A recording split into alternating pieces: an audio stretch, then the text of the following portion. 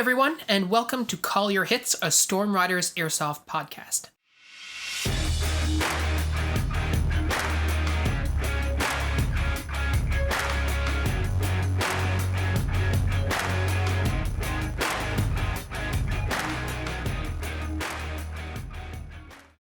Thanks for joining us, everyone. Today, I've got Jordan in the studio with me, and we're going to be talking about a recent Milsim op that he took part in. And before we do that, I just want to talk about something that happened on Friday. So Jordan actually gave me a call on Friday, and he said, "Man, you know what, Phil? Like, I'm feeling a little bit burned out from Airsoft. I have a big Milsim coming up. I leave tomorrow. I don't have anything packed, and I don't have any motivation to do it. Like, what should you do?" And I was like, "Sucks to be you, man," and hung up the phone. No, so in actuality, so this is Jordan gave me a call and explained all that to me. And so we had a bit of a conversation about how do you sort of reframe your thinking when you're feeling like that, what I've done in the past. And so what we're going to do today is talk a little bit about that, and then we'll dive into the game that Jordan had at Spring Offensive 14. So yeah, Jordan, thanks for being here. So you gave me a call on Friday. We had a conversation. What was running through your mind before you reached out? Anxiety. I was just super anxious. I think I related it to not doing a project or homework in school and then going to school that day and like needing to go to that class and knowing that you were like gonna get in trouble or like I really should have done this. Like, you know, I had all the time in the world to do it. I've always been a bad procrastinator when it comes to stuff like that. Generally for Airsoft, I do a lot better because I love Airsoft and who loved homework in school. So that was kind of like my excuse for it. But this is the first time that like I really procrastinated with something Airsoft related. And I started getting like a bit stressed out about it as the week came up. So I had all of my stuff, not packed. I had everything I needed. Stuff was arriving, that day, the day before. So, but it wasn't like big things, but I had like all my food and everything already ready. Just had to stop at the store and pick up a few things on the way out. I just didn't have any of it together. And I guess I was just getting a bit stressed out with a combination of things. One, this weekend was supposed to be extremely hot. Extremely hot. And I've played in hot weather before, but I haven't played at this field before. And, from reading what people were saying about this being a super tough field and being up and down and, tough, I was getting super worried about how I was going to handle it. Just because it's not summertime here yet, like a couple weeks ago, it was like 50, 60 every single weekend. That's in, regular like Fahrenheit degrees. And I actually did this conversion for you, Phil. So Saturday and Sunday, it was 93 degrees Fahrenheit, which is 34 degrees Celsius here. That is very hot. Yes. Yeah. So that's so that you can kind of get where I'm coming from without just doing the estimation. It was hot. It was very hot. And normally you get used to that. It builds up over time. You're playing from when it's cooler in spring and then it gets warmer and warmer. Summer doesn't start till like another 30 days. Like we have like another month until summer is like technically here. And looking at today, it's like 72 degrees. It was just 60 earlier today. So I was not expecting, and nobody was expecting for it to be 90 or over 90 with high humidity. So a bunch of things came together. I was worried about the gear I was wearing. I had to switch up different stuff. I was worried about my helmet and my ear probe getting too hot, and getting me while I'm on the field. I was worried about not doing okay in the heat because I haven't played in the heat in so long. And on top of that, I was really worried about my performance because I've been playing for like the past like 6 or 7 weeks, like almost like 2 months, like every single weekend I was out doing something Airsoft related or playing. And I hadn't taken a break in a while. I kind of like booked myself out a lot. So leading up to this weekend, I was like, oh my God, how am I going to do this? I don't have the motivation to do it. Like, of course I want to get there and play with my friends, but the drive to get my gear together, like it was like trying to get into the gym. Like if you don't want to go to the gym and you never get through the doors, you're not gonna go to the gym. But once you get there and you start doing it, it's fine. That was what it was. I couldn't get myself there to do it. So it's tough. It's tough when you're relying on motivation. Like there's a saying in like well, I mean, just I guess in terms of just working out or like running and stuff, which is that dedication trumps motivation every time. And like when you have a set schedule, like you know that you have to go to the gym Monday, Wednesday, Friday. Monday rolls around, it's not a question of am I going to go? It's like yes, I am going to go. Right? Don't feel like it? Doesn't matter. You go. Right? And of course, if you're feeling sick or whatever, it's a sort of different story. But the advantage that when you have that dedication, like you do have, I mean, like you were saying, like you were, and when we were talking on Friday, like you've been playing for weeks and weeks and weeks and weeks, you've got this muscle memory built up of packing your gear, right? So it doesn't require a lot of active thinking about like, oh, how am I going to do this? It's like you know how to do it, just do it, right? Exactly. Yep.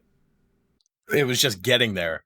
It was getting to that point of doing it because it was putting my stuff together. Like my all my regular airsoft stuff was together. It was, oh, now I have to make sure my camping stuff's together. Now I got to make sure my food's together. Is all my water together? Do I have changes of clothes? Everything else that I'm gonna need. It was like airsoft, but adding on a bunch of different things. And my friends and I, people on my team, we always joke like, airsoft is like camping with like 20 extra steps. Like if you were just going Yeah, camping, if you were just going camping and camping with your friends instead of going to a milsim, we could have like one box of stuff and be totally fine. But you add airsoft into it, and then all of a sudden you got like 5 different boxes, two different bags, like all this water, like all these different things. Airsoft. I love airsoft. It complicates a lot of things. It adds definitely. Yeah, a huge layer of complexity. So it was just stressing me out a lot. And I had talked to my girlfriend, Arizona. I think you mentioned her last episode. So yes, this confirming for you, she is my girlfriend. She's not my fiance yet. Working on that. But talked to her about it. I was telling her that I was, kind of feeling not weird. I knew I wanted to do it. It was hard to get there for me. I was just having a hard time getting the energy to be like, well, I'm gonna have to start doing this stuff. Like I'm gonna have to start packing. And then hmm, as it got further and further into the week, it got more and more stressful for me because I'm like, wow, now I'm really behind. What if something isn't working or something doesn't arrive? And then, I'm here day of. Now I don't have anything. Obviously, that wasn't the case. I had like everything I needed, but it was that stress. So I needed to talk to somebody like you that I'm sure at some point have had burnout, or you were getting burned out from, doing airsoft related stuff. There's a lot of things that contributed to it for me. Um, fixing guns is a yeah, huge thing of burnout. Something's breaking all the time. We'll talk more about that later in the episode as to what broke or what didn't. But hmm, fixing guns like adds to it. Making sure all your gear works adds to it. The stress of like the event itself adds to it. Like all these different things. Not knowing everybody that was in my squad added to it. I just didn't feel like I was prepared mentally or like kind of physically to be there. So that's why I called you and felt like I hmm. needed to just say like, Phil, tell me I'm wrong or tell me I'm right. Tell me what's going on. Yeah, and part our conversation was really focused on the fact that, well, especially like at a game like that, like you've made a commitment in a certain respect in terms of not just financial, but to your teammates, to your friends, etc. And my advice to you is the same advice that I've given myself many times, and the advice that I would give anyone, which is you got to focus on one thing that you're really going to look forward to, right? One thing that you're gonna be able to fall back on if everything else sucks, right? And for me, and just like for you, it's, well, I'm going out and I'm gonna hang out with my friends. Bottom line, right? You're going to an event, and maybe any of you listening can relate to this. And you're going to an event, and for whatever reason, you're not necessarily excited about it. Maybe you heard that there's a particular team of players that are showing up and they have a bad reputation, so you're like, oh great, now we're gonna have to deal with those guys all weekend. Or maybe there's a situation where something in your personal life has happened. You're like, oh god, now I've got this thing, in the back of my mind. Or maybe you just found out that two people that you were gonna go with aren't going anymore, and you're like, oh god, now they're not gonna be there, and they're our best players, and now what's gonna happen, and like you're starting to worry about all that kind of stuff. For me, it's always focusing back on, well, at least I'm going to be there with people who I enjoy playing with, right? At least Stefan will be there. At least John will be there. At least Pat will be there. Cal, Chris, whomever, right? The more the merrier. But at least I know that if stuff is going sideways, I can hang out with those guys and chill, right? Or if I'm running an event, it's the same deal. Like I'm running an event, and usually I have, like a team of team of admins to help run the event. And it's like, oh, what if this doesn't work? What if that doesn't work? Well, at least we know that this one thing that we really wanted to do is going to work well. Hmm. Just focus on that and have that drive you. And while you're going through the physical motions of packing up all your kit, you're just focusing on this thing. Like everything you're putting in your bag, you're like, oh, this will be really great when we're doing this thing, when we're sitting at a rest spot and we're, unpacking our food and having a bite to eat, or when we're, taking a selfie. It'll be funny to have this hat or that I'm taking, or whatever it is that you're doing, right? That to me is the way that I push through some of those barriers. Because if you don't focus on the thing that you're trying to get out of this, which in your case, I know from talking to you was hanging out with your friends, nothing more. In my case, hanging out with my friends, nothing more. Hmm. Then if nothing else happens, like if the game goes and it's horrible, you lose everything, right? You get smoked all day long, right? You're fighting uphill. You're At least dealing you were with the still heat, there with your friends. You were right? still there. You were there Yeah. with your friends. Yeah, totally. So I'm curious. Like you said, it was gonna be hot. Was it actually that hot day of It weekend of? was super hot. It was definitely that hot. Oof. Luckily, I had been looking at the weather for like the past like 2 weeks prior, because I was looking at it, I was like, well, first thing, like I don't want it to be rainy. Who wants it to be rainy on an airsoft day? Like everybody would rather have it be a nice day. So that was like my first concern. And then as we got closer, it was like, oh, it's gonna be 80. Oh, it's looking pretty warm. Oh, it's gonna be 85, blah blah blah. And then all of a sudden it's like, oh, it's over 90 now. Now it's gonna be like 93 at like 1 o'clock, which is when we were starting. Like that was when we were Oof. Yeah. starting the game day. And 93 in a field, like where it's all open and there's wind, one thing. But when you're in like the middle of the woods and there's like no wind at all and it's just 93 and it's all just stuck in there, it feels totally different. And that was like a big concern of mine. Luckily, I had, and I'm, I trust my friends to also be doing the same. I had been preparing, drinking lots of water, making sure I was eating proper foods to give me the right energy, because I did not want to be the guy on the field that caused other people around him to have to stop because I got heat sick, or I was a heat casualty. I don't want to be that guy on the field. Um, Hmm. I can't expect that out of everybody there. I mean, I would like to. I'd like to hope that everybody's smart enough to do that. But of course, um, there was a bunch of issues with that this weekend where lots of people on different teams were going down due to heat sickness and, not being hydrated. Like people heat casing within like the first half hour of getting out on the field. Like that's, if you're heat casing in the first half hour getting on the field, you've done something wrong. That's not like Totally. I've taken all the precautions and something else happened. It's like you didn't eat food, you didn't drink enough water, you thought that drinking Gatorade instead of water was fine, and you're like, oh yeah, this one sandwich and a couple of cans of SpaghettiOs will get me through the weekend. Like people do that stuff, and I get it. People don't expect it. They couldn't anticipate it to be 93, but like when you know that it is, and when you figure it out, you got to start preparing for it. So that's like on them for doing it. So Hmm. it was hot. It was definitely that hot.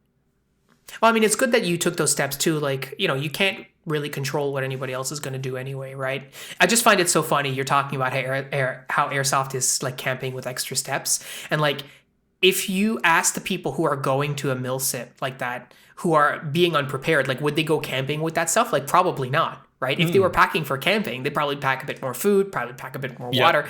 But like some reason when you're thinking about airsoft, something like disconnects for some people. You're like, oh yeah, this will be fine. Like you said, can of SpaghettiOs, a tuna sandwich, and I'll be good for the weekend. It's like that's like 48 hours or 36 hours. I don't know how long it was exactly, but like that's a long time to go, especially if you're doing stuff. Well, Like it's not the exactly. same thing if you're just sitting around, I right? was about to say, like, to your point about like camping, like airsoft is like camping with like a lot of exercise depending on how much you're pushing yourself. You can be Hmm. car camping and just show up to a campsite, sit around with your friends and do nothing.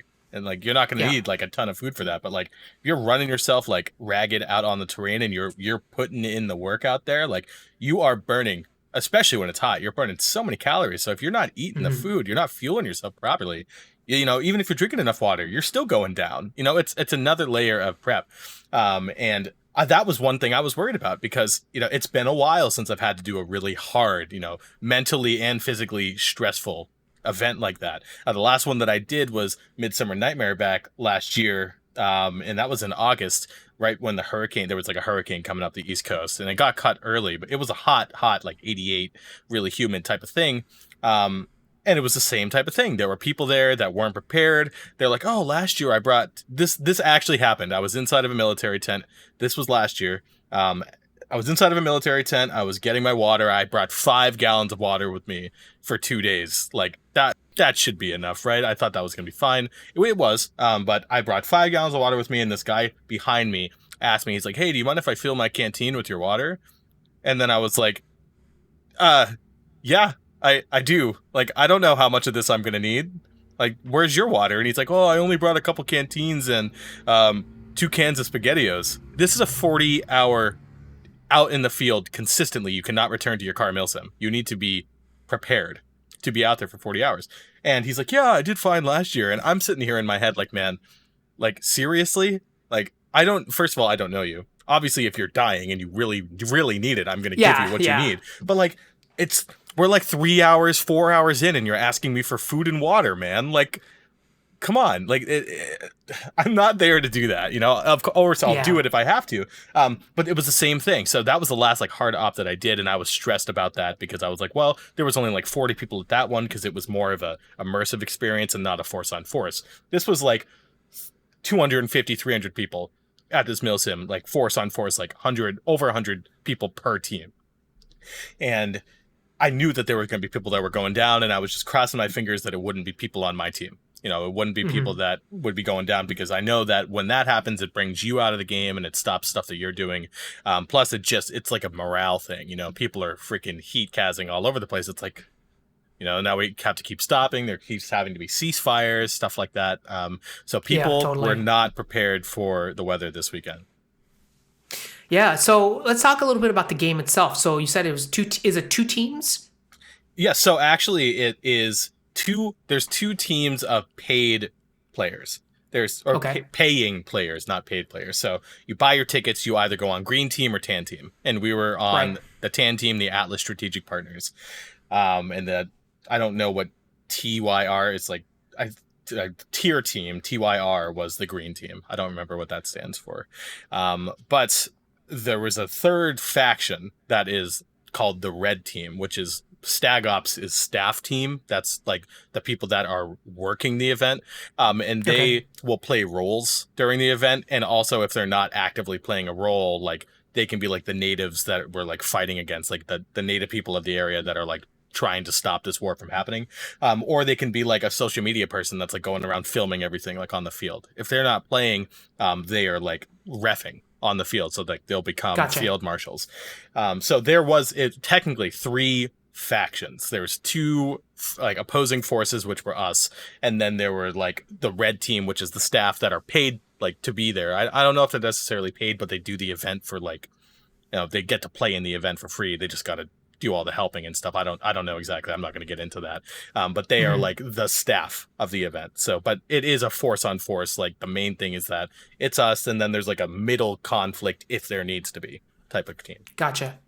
And so is it just based like, again like objectives? Like are you given objectives or is it like capture points or combination of the two? Like how does that work? Combination of the two. The main objectives of it were to capture points and like hold it. It's kind of like a conquest type thing. If you're in control of the Hmm. point, you're marked as in control of the point. You're gaining points for that amount of time that you're on it.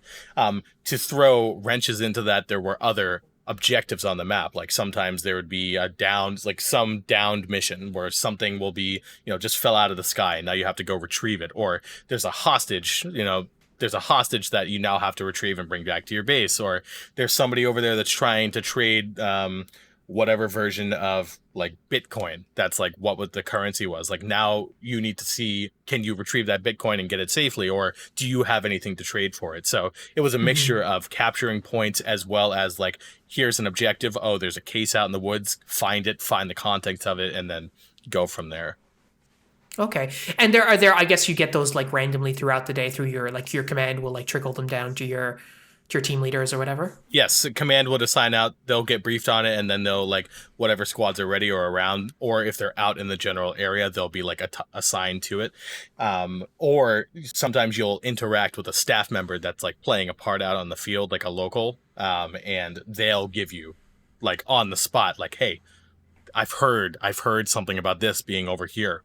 Maybe you should go Hmm. check it out, and then it's like a dynamic on the spot type of objective that comes up with there. Gotcha. So how did it all play out for you? So you showed up on the first day. Yep. So I actually showed up the day before. I showed up Friday night because the game happened Saturday, Sunday, but it was like a 2.5 hour drive. And I wanted to be there on time and, of course, be there hanging out with the guys. So I wanted to be Yeah. relaxed and not have to wake up super early, even though I do, because who can really sleep in late when you're sleeping on the ground and there's a 300 people in like a field? It's not Yeah. easy to sleep when everybody's making noise. Um, but so I showed up the night before, hung out with all my friends. That feeling of anxiety went away like almost immediately after I showed up and I saw everybody there, just started shooting the shit. Got everything set up and got out onto the field. We met our other squad, who was a squad actually from Connecticut, a little bit further south from us. And they had done a couple of Milsims there. There were actually a couple of them that this was their first Milsim. But like their squad leader, which was conversely our squad leader, because each squad only has one leader and then there's two fire teams within it. He had done the Milsims there before, so he was pretty familiar with the field and where we needed to go. And we hit it off really well. I like those guys a lot. Unfortunately, due to some people not being super prepared, from some people that were in our squad, not from my team directly, but there were some people that had not done, they didn't prepare well enough for this, and they started heat casing like almost immediately after we got out on the field. Wow. So, we did our like first objective when we went back to base, because when you redcon, it's like you have enough people from your squad that are dead, because it's not like you just can die and then choose to respawn by yourself. Like you have to stay with your squad. Okay. When you are below 70% affected, like 70% of your people still alive. So like, let's say there's 10 of you and there's only 3 of you alive. If one more dies and now you got 2, then you can effectively say, okay, we're going to redcon. We're going to walk all back to base. We're all going to consider ourselves dead. We're all going to walk back to spawn, and then we're going to regroup, recoup, respawn, and then go back out. So the first time that we redconned, which was probably 45 minutes, if that, maybe like half hour into the game, when we came back to base, he had to sit down and he didn't come back out with us for that time. So that was like the first, like, oh, I'm not feeling great right now, blah, blah, blah. And this happened to a bunch of people, so I'm not just trying to call that one guy out. It just happened to directly affect me because he was on my squad and he happened to Yeah. be the other support gunner. So now it was just me being the support gunner. And to put into points of reference here, each squad is only allowed to have 2 support gunners, which were people that were allowed to use full auto, and everybody else was restricted to semi. So when you're down 1 full auto element in your squad, that's a huge disadvantage when you're out on the field and you're fighting against another squad that has a full team and 2 support gunners. So Right. we were down that support gunner almost immediately, and then it was just up to me to play the role of essentially both of us, staying alive and covering the lane of, or covering multiple lanes of fire all by myself. So after he went down, at least the first time, it wasn't like a total heat cast. He just said he was tired. But it was like the start of it. After he went down the first time, he waited at base. We went back out and we started making some pretty good moves. This was actually like the first like awesome play of the day. I had bought a bunch of grenades, because the way that Jeff told me, Jeff, guy on my team, he was like, listen, if you're going to use disposable grenades, you want to make sure that you have enough that you're not worried about throwing them. You want to, like, if you only have one grenade, you're going to be nervous about throwing that grenade the whole time. Like you want to Yeah. have enough that if you need to throw a grenade, you're just going to throw the grenade.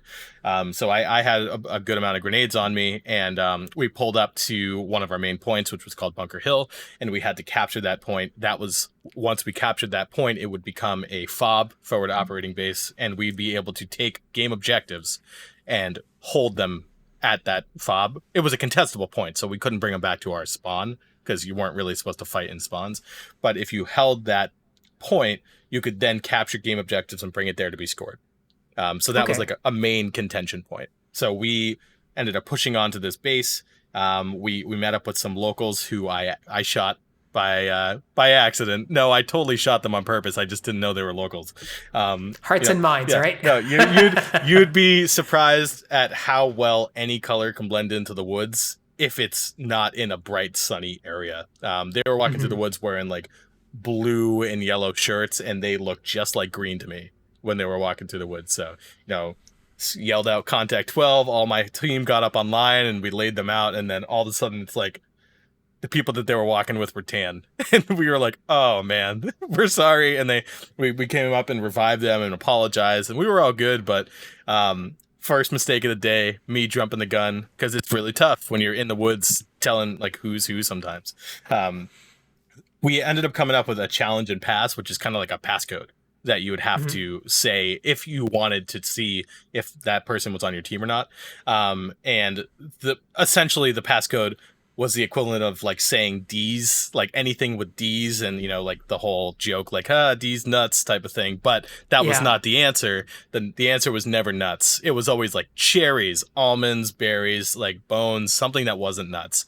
So if somebody responded and they said nuts, like you could say almonds, that's fine. But if you said nuts specifically, like you would expect to, that they're on the wrong team or they didn't read the rules. And it's not your fault if you shoot them at that point. So that became like a big thing of target identification. When you're out in the woods, you'd be surprised at how green multicam looks when it's among the trees and everything else. So we went with the locals. We ended up capturing that big boulder hill point. I actually was super aggressive and got like up onto the point with the rest of my team. I told my squad leader, I said, hey, listen, I need to get to that boulder. It was like at the base of this hill. So to put into perspective, Bunker Hill is literally a hill on all sides. It comes up to a top where it's like fortified. But in order to get there, you have to fight uphill to get there. There was a huge boulder on the side of it. And I said, I need to get there. Like, I'm not doing anything right here. I need to get to that boulder. If I can get to that boulder, we can make this move. So my squad lead came with me. He's like, you want me to come with you? And I said, sure. So yelled out to Will and the rest, Will and Jeff and Kyle, and I was like, we're moving, and they just started covering us. We got right up to the boulder, and as soon as we got up there, we just started laying people out that was on green team. So we took control of that point. Will told me, he's like, hey man, there's a guy like 20 feet in front of you. Just throw a grenade. Like I just killed a couple of guys that were on the ridge, and he's like, throw a grenade. And I'm like, I didn't know where this guy was at all. I was just going off of Will. So I said, okay. So I grabbed the nade, prepped it, threw it, explodes, and then you hear a guy yell hit. And I looked over at Will and I'm like, you son of a bitch. Thank you. What a great call. And he's like, I told you, man, I told you. And Will and I worked together really well this weekend. It was actually Will's like first time with us together. Matt wasn't there because Matt was at training. He was actually just came home recently. But Kyle and Jeff, this was our first like big Milsim together with anybody that wasn't just me, Will, and Matt. So Kyle and Jeff being there, we were trying to learn how we play in a squad-based environment, because we haven't played long plays like this before together. So it was a big learning experience. We definitely have some areas of improvement to go through, but the chemistry of like being able to just be like, listen, there's somebody right here, and knowing what they're talking about, knowing where they are, it was perfect. So got to the point. That was like one of my hero plays of the day. I had a couple of good plays this weekend, but I thought I was going to shoot a lot more than I did as a support gunner. So this to lead back to this was my first Milsim as a support gunner, being an LMG class, and I was running my RPK 16, and my RPK 16 made it through the weekend. That's a good thing. It didn't die. One of the drum mags went down. I fixed it today, and by fixing it, I mean I pulled a piece out of another drum mag that I had that had broken, but now it's working again. So I just swapped the pieces. Like a little spring had broken on it, and it just wasn't working anymore. But that's why you always bring backup mags. You bring one. What is it? 2 is 1 and 1 is none. So you say it. So exactly right. Exactly right. Exactly. So I got up to the top of the hill. We got a bunch of kills, and then like that like set the tone for like what we needed to do. So like our weekend revolved heavily around defending Bunker Hill is what it was called, because that was like a center point, the midpoint of the map. If they got past it, they were like in our safe area, which is where we didn't want them to be. So Hmm. there was just a huge amount of firefights through that. A lot of people up there just getting into some seriously bad firefights, like ones you don't want to be in. There was a lot of bunkers around it, so if people got up next to you and you didn't kill them, they could just start throwing grenades like up over barricades and killing everybody that was inside the bunker because there was no cover in there.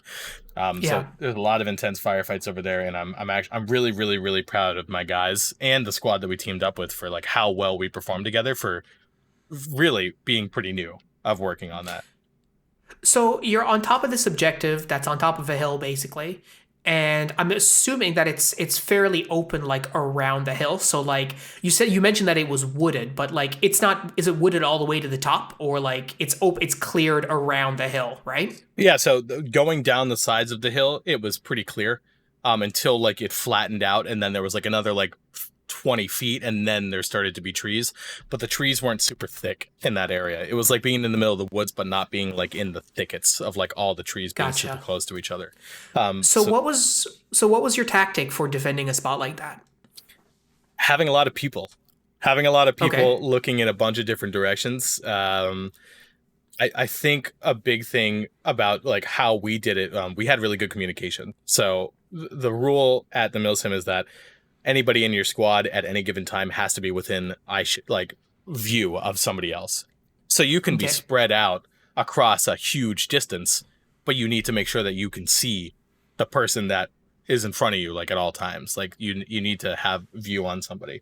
But what we were able to do is we had really good communication. All of our radios were working. Besides Will's, his antenna broke, and I don't think anybody brought a spare antenna. I didn't have a spare radio, so Hmm. his antenna broke, so he wasn't on comms with us, but he was always near somebody that had communication, so we were able to work with that.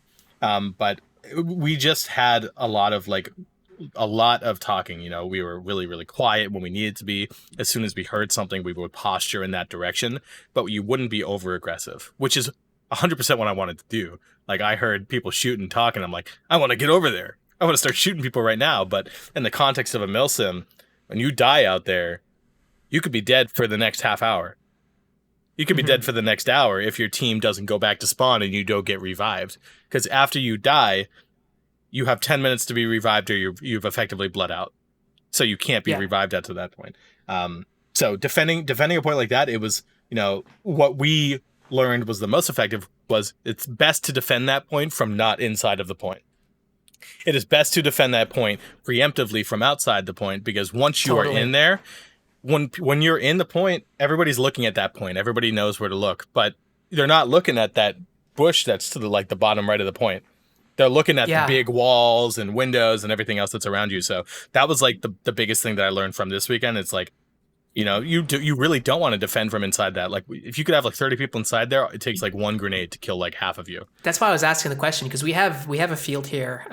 Well, when we used to play Red Cliff, we used to play like a King of the Hill game. Same sort of deal. There's an objective on a hill, except instead of being above, it was actually in the middle. So you had the road, and then it would come down pretty steeply, and then the objective was like on top of a hill, completely open, and then another hill, and then into the wood, into the tree line, and like being up there and like shooting out was great if you had a gun with lots of range and you Yep, could do work. But at the same time, like you were a mega target when you were up there trying to hold exactly. that point.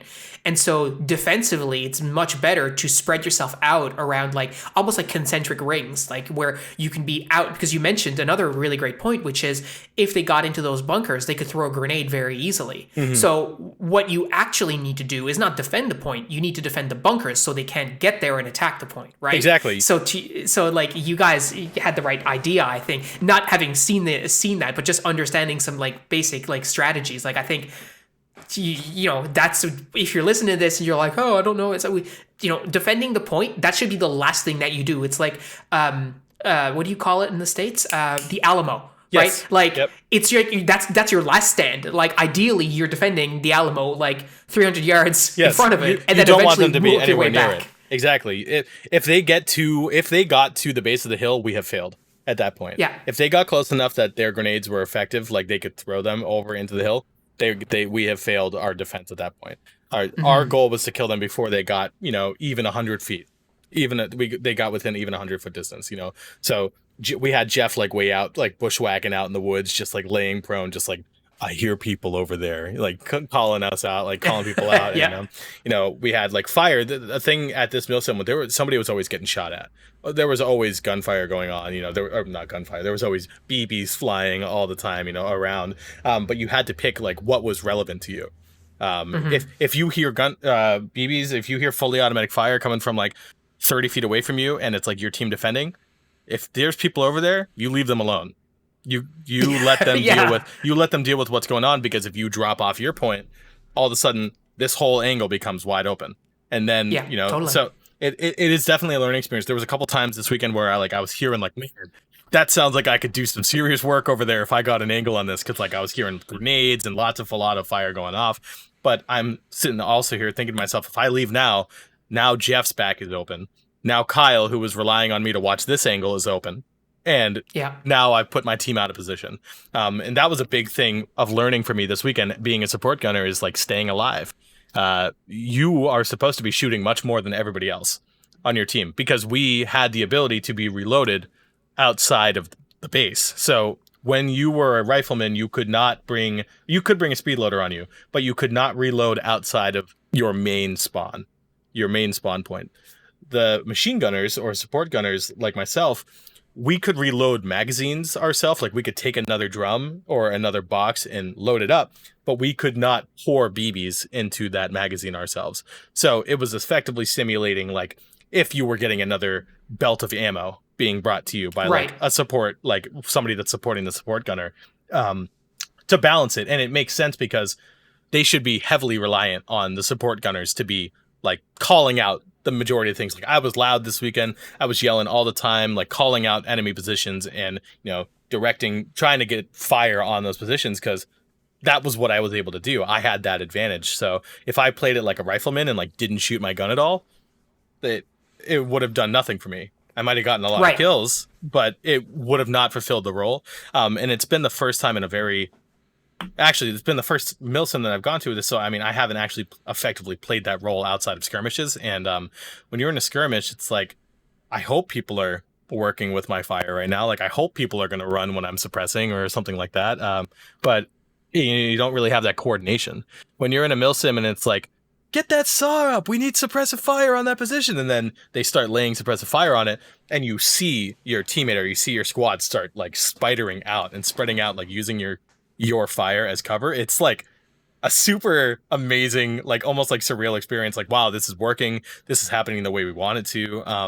And it kind of just reinforced the fact that like I am definitely a support gunner. Like that's 100% what I want to do. Yeah. I want to carry the heavy guns that suck to carry and deal with that, because that is like the role that I like to play. And it was super important this weekend. I got to work with my friends, for the first time really with it in like an actual setting where not that airsoft ever matters, but it mattered to us at that point.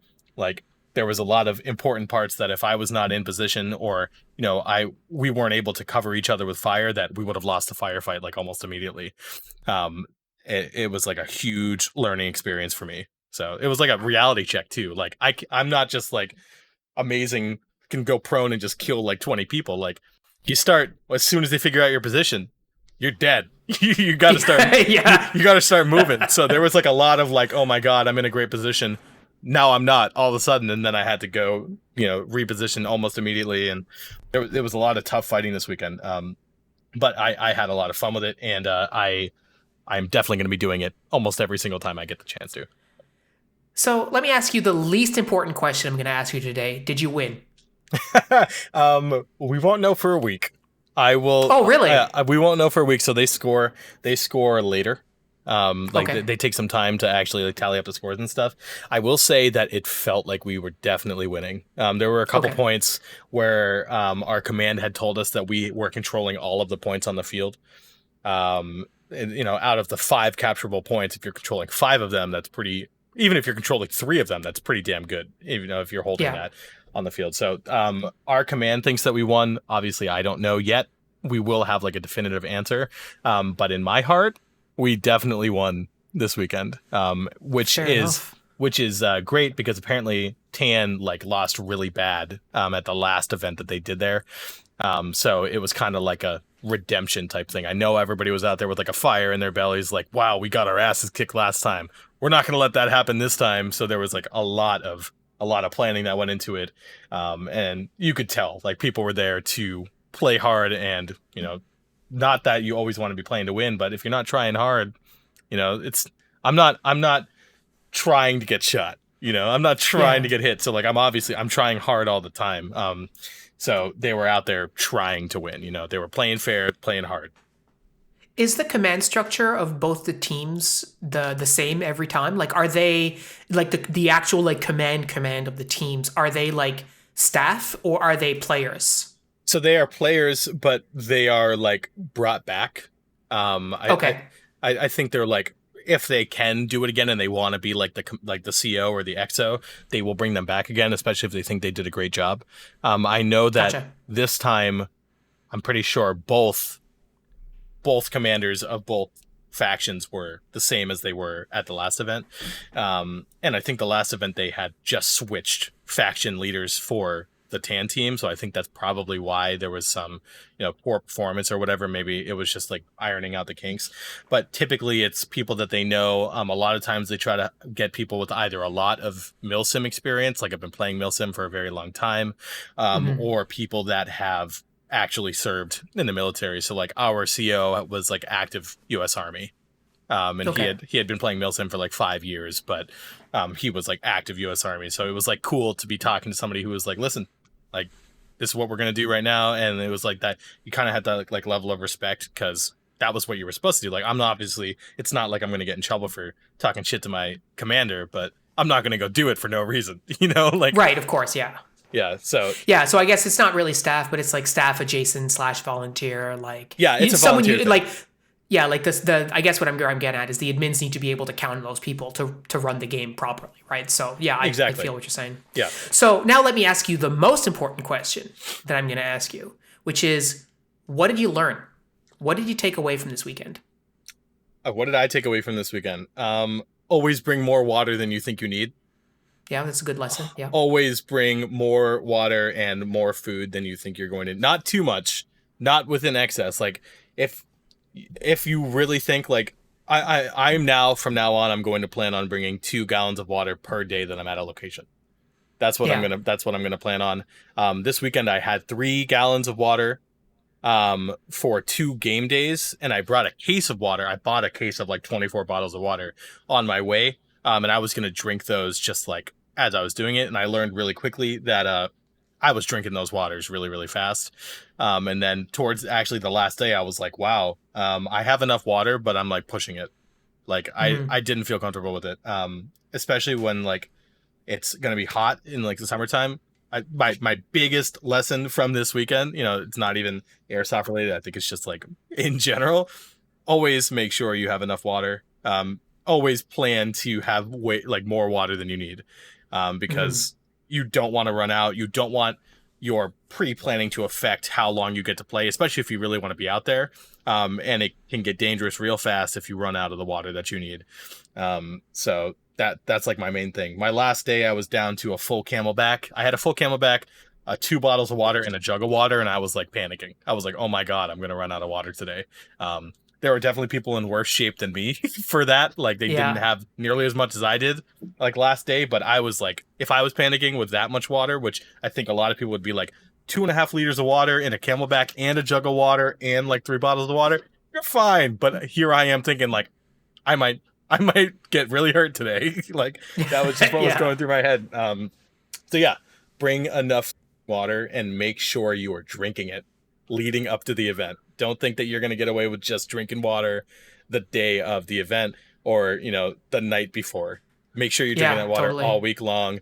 You don't have to be chugging water all the time, but just make sure you are consistently drinking your water. You don't have to Yeah. drink 10 bottles of water a day, but make sure you're having a bottle of water every couple of hours.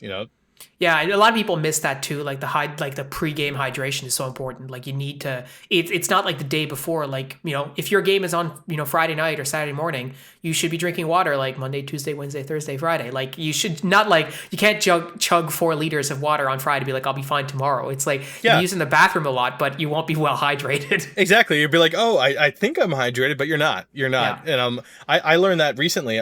For a skirmish that I went to that was a bit hot. I didn't hydrate a ton leading up to it because I was super busy that week, and it kind of just came up on me at the end. And I was like, wow, I drank a whole gallon of water today, and I feel dehydrated. And I'm like, it's because I didn't drink enough water this week. Like I that's didn't right. drink enough water leading up to this point. So that was like a big like I better bring enough water for this. And I learned now I didn't bring enough water.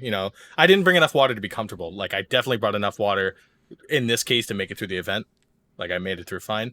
But I definitely am bringing at least 2 gallons of water for each day, even if I'm not playing that day from now Mhm. on, just to be totally sure on it. Yeah, I mean it's not like you're not going to use it at some point if there's too much of it anyway, right? Like Exactly. yeah, If you don't open it, just carry it over to the next week. Like or that's all you just got to bring it do. home and drink it at home. Like Yeah, that's what yeah, I'm doing. I mean, yeah, this is the same jug of water that was from yesterday that I'm just finishing off right now.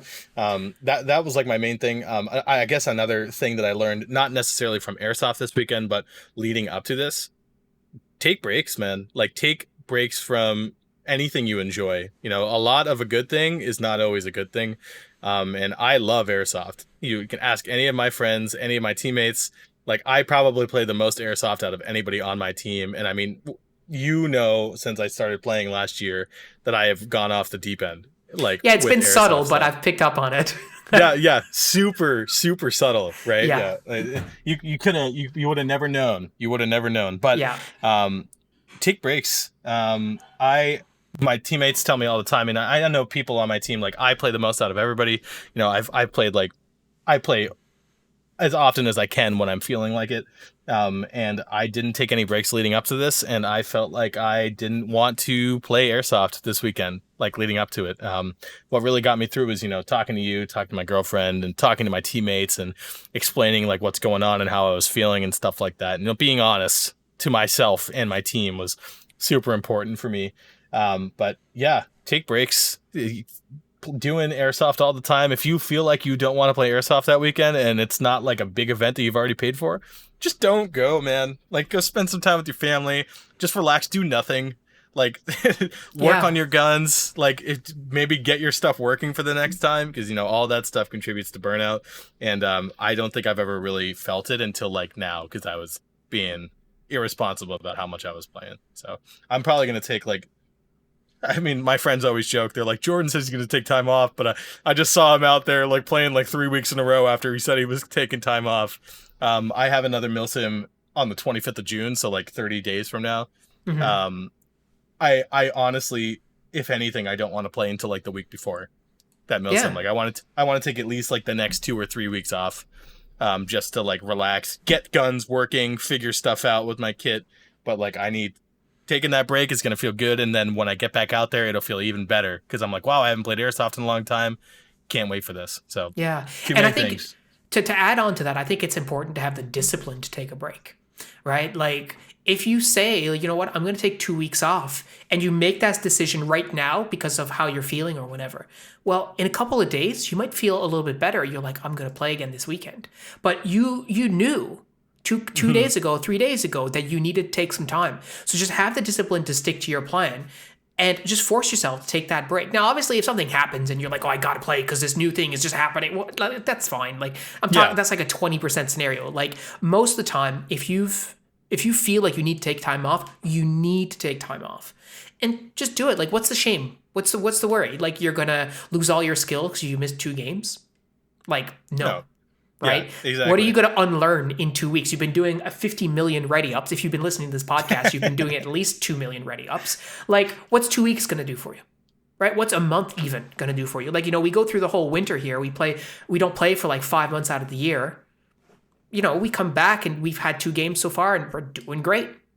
Right? So there's really nothing to be lost by of course, like I said, if you're missing a big game, that's a different story. But like, there's nothing to be lost by taking a break, and there's a lot to be gained. As you, Jordan, you've sort of abutted against now, but now right? And that's it's good. It's a good experience. Yeah, no, I'm glad that I've actually reached this point because I'm as a person, I have a very hard time stopping myself from doing something if it has not negatively affected me previously. Yeah. So like if I'm doing okay with something and I'm like, oh, this is great, and like, let's say I was eating cheeseburgers for my whole life, like every single day I was eating cheeseburgers and it's fine. Nothing bad is happening. There's nothing that's gonna stop me from continuing to do that. In this case, I love airsoft. I love everything about playing airsoft. I love being out there with my friends. It's like playing video games in real life. So like I love doing that. I love playing dress up with my friends and wearing stupid stuff and pretending to be cool. Like that's Yeah. I'm a huge fan of that. So leading up to now, it had not been a bad thing for me. It's still not a bad thing, but now I've understood like I definitely need to take some time, take a break, chill out. Because even though I love airsoft so much and I have fun with it every weekend, when I play, it's not always good to be doing it all the time. It's what's that thing that people say? They say it for I don't think they say it for this, but they say like distance makes like the heart grow fonder. Like things Yeah. that aren't happening all the time make it that much more exciting when it happens the next time. Yeah, And totally.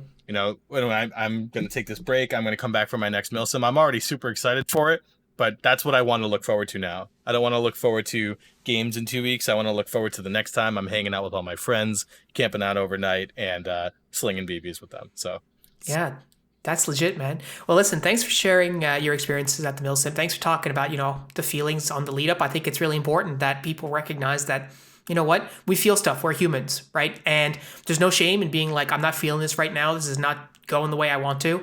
Taking the right steps and framing things correctly so you can enjoy it and understanding when you need to take a break. So hopefully if you listen to this and you're like, you can recognize some of the things that you're feeling and what Jordan was telling you, yeah, maybe take a break, right? Consider doing that.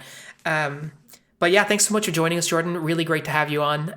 Thanks so much, guys, for listening. If you want to keep the conversation going, if you have questions for Jordan about what the Milsim was like, join the Discord. The link is in the description. We have a great community, and we'd love to have you be a part of it. But until then, that's all we got for you. Have a great week, everyone. take it easy.